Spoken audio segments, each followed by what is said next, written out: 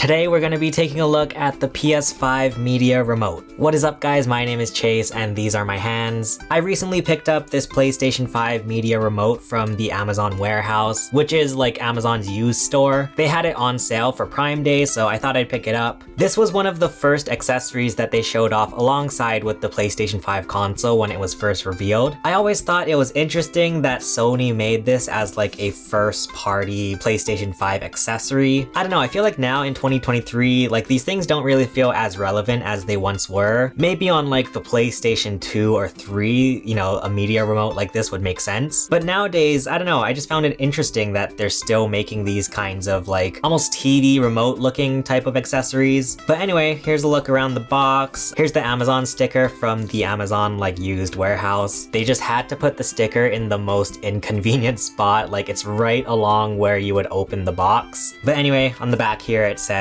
entertainment at the push of a button. Conveniently control entertainment on your PlayStation 5 console with an intuitive layout. Navigate your entertainment, control streaming apps on your PS5 console, and the volume and power settings of compatible TVs. We'll see if any of my Samsung TVs are compatible with this. I don't know, I think that's really interesting that you can also control your TV with this single remote. I do like when remote controls actually have that function, you know, even the Wii U gamepad had the option of controlling your TV straight from the controller. So that's pretty cool if it works. Dedicated app buttons, quickly access 4 popular entertainment apps. We'll see how useful that is because I can already say, out of these 4 like media buttons here on the bottom, I don't even have Spotify, so that button is just gonna be completely useless. I don't know, here's a look at the bottom of the box if you're interested. Compatible with the PlayStation 5. We get the media remote, 2 AA batteries, and the instruction manual. And there's the exact model number if anybody's interested. But anyway, here we go. Let's actually check this thing out.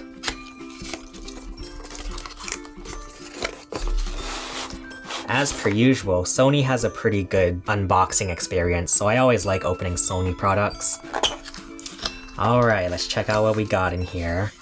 First off, we have our Sony branded batteries. That's pretty cool. They have Sony batteries with their Sony products. That's kind of fun. Here's the actual remote in here, and then we get this little instruction manual, although I don't know how difficult this could be to use, but we shall see if I will actually need these instructions. Alright, now we can actually take out the remote itself. Wow, there it is. Gosh darn remote that is PlayStation branded. Oh, the PlayStation button is actually a button. That's fun. I'm not gonna lie, as I was ordering this, I was a little bit scared. Like the fact that this is from the Amazon used store. I really hope nobody like rubbed battery acid on this or something. But anyway, here's a look at the remote. It matches the PlayStation 5 aesthetic. You have like the glossy black strip around here and then the white matte finish. That is something that I think is pretty cool about especially the first party PlayStation 5 accessories. They all give off the vibe of the PlayStation 5 console, whether we like it or not.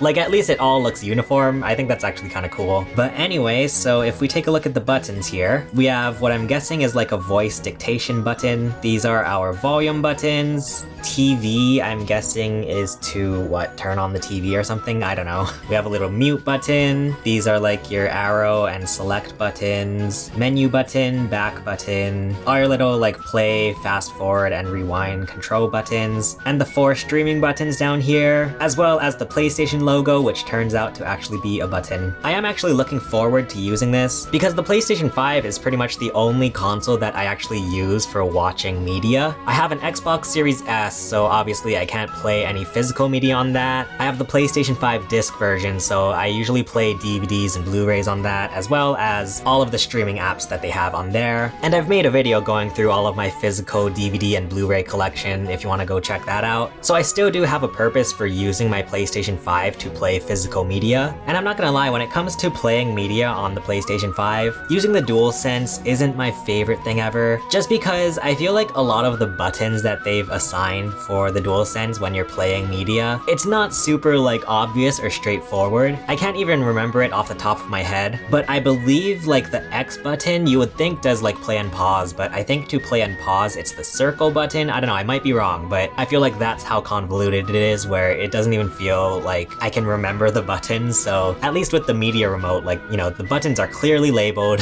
so I won't have to like memorize which button on the controller matches with which function of playing media. And then also, I don't know, I thought it'd be interesting just to kind of compare these buttons if anybody's interested in that. So right off the bat, the buttons on this media remote are very, very clicky. They don't feel like the PlayStation DualSense face buttons, which are a bit more soft and like cushioned. I would say the buttons on the media remote feel the most like the share and the, I don't know, the 3 lines button on the PlayStation DualSense. These are very clicky, and then these are also very clicky. Once again, I don't know why anybody would care about that, but in case anybody does, these buttons are very clicky.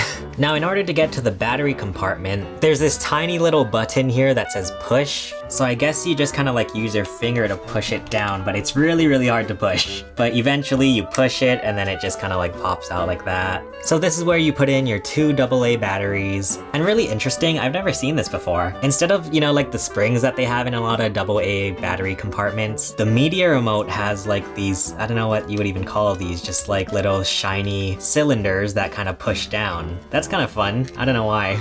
I've never seen that before. But there you go, and then we can pop the cover back on.